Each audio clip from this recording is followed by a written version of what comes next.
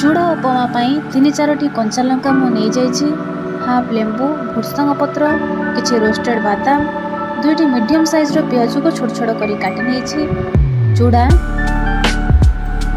हलदी गुंड, पंच फुटण, जीरा और आवश्यक अनुसार लुण नहीं जाइछि। चूड़ा को एबे गोटे स्ट्रेनर साहाय्य किछि पानी देई ताको भल भाव में धोई नेबी। धोई सारा पर ताकू पानी गड़िया पर्यंत ताकू किछि समय रखिनेबी, जहाँफल आमर चूड़ा गोटा गोटा हो रही है। गोटे कढ़ाई तेल गरम कर जीरा, पंच फुटण, जीरा पंच फुटण टिके हो आसला से देदेवी रखिथिबा कंचा लंका, पियाज, भुर्संग पत्र दे सारा पर पियाज को भल भाव में टिके फ्राए करने। गैस फ्लेम को मीडियम रे ही रखिए।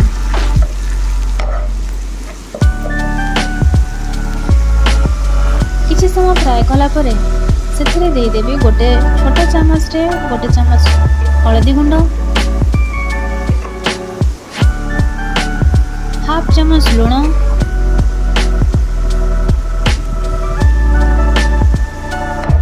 भल भाव में गोले नेबी।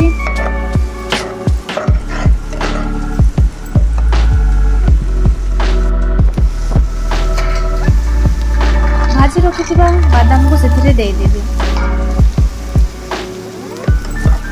मु आगुरु बादाम भाजी देली, आपण चाहिले से संगे संगे भाजी की ताको देई परिबे।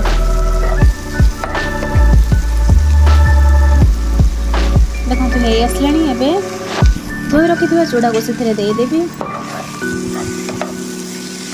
भल भाव में ताको किछि समय पर्यंत ताको फ्राए करने।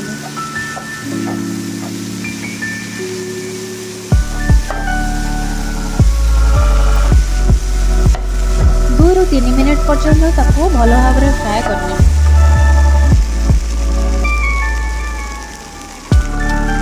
2 ରୁ 3 मिनट पर्यंत फ्राए कला परे सेथिरे हाफ चामच लुण दे दीची। आपण आवश्यक अनुसार लुण नहीं पारिबे।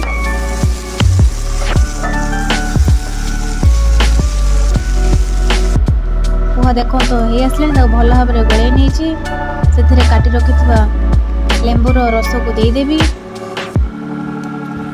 गोटे हाफ लेंबू ही नहीं कारण अधिक देले खटा हो। आपको जब खटा पसंद आप गोटे लेंबू ही यूज करें।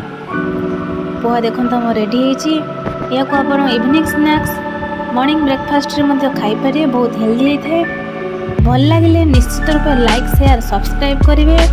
आउ घरे रेसिपी ट्राए करेंगे।